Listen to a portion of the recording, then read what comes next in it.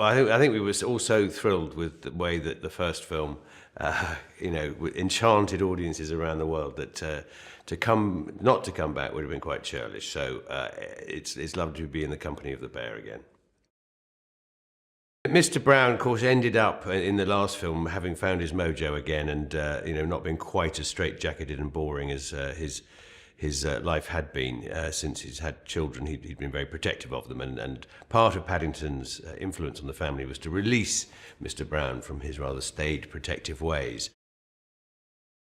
We find him in the midst of a midlife crisis. He gets passed over for promotion, starts dyeing his hair, and wants to buy a fast car, all those usual things of and try and get fit. So he takes up a new discipline called chakrobatics, which is a sort of a fusion of Eastern traditions and body bending.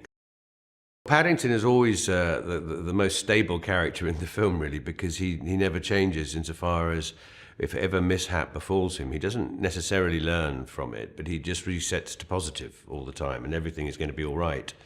So when he sets his heart on getting a present for Aunt Lucy, and he needs to earn some pennies to get enough money to buy it, he sets out to do lots of odd jobs around the area, and of course this brings him into contact with all sorts of people who live in this very, as you say, multicultural community around Windsor Gardens, and it's delightful. You've got everything from everyone from the local doctor to the newsagent who has a parrot on her shoulder all the time, the bereaved colonel, or the rather sort of misanthropic colonel who has forgotten his sort of self-respect and dignity and doesn't really shave and shuffles around in his dressing gown, and there's the young law student who Paddington hitches a ride with every morning on the back of her bike, and all these characters in the community that Paddington touches upon or comes into contact with.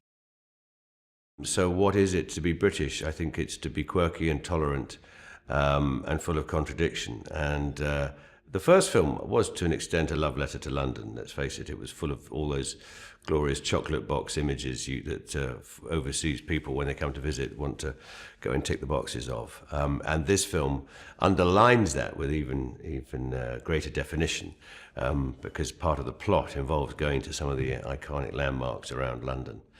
And it absolutely draws on all the great strengths of British culture and all the quirks and quiddities of it all.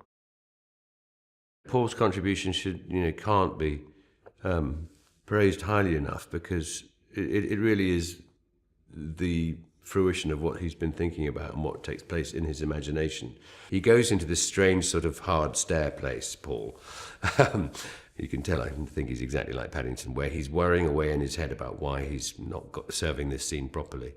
And then he'll come up with a new way of doing things, or revisit a scene a few days later, and he'll say there's a bit there that isn't right. And it's not a way I don't have that imagination that he has, and I admire it hugely, because it is always striving to be better and more cinematic and more entertaining, and he never loses his sense of fun in it all. And I think, as I say, that is complemented by Lindy Hemming's touch with the colours of the costumes and the type of costumes, and the progression of costumes as the mood changes through the film.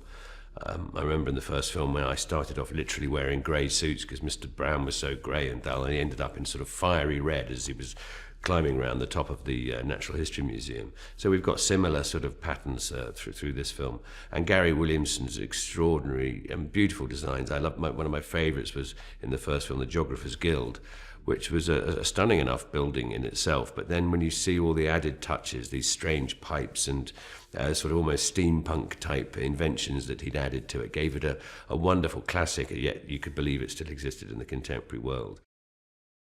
So Paul, I think, always starts from a sense that we must feel that there is a reality here, but wouldn't it be great to go into nudge that world, and things like that beautiful stairwell in the house.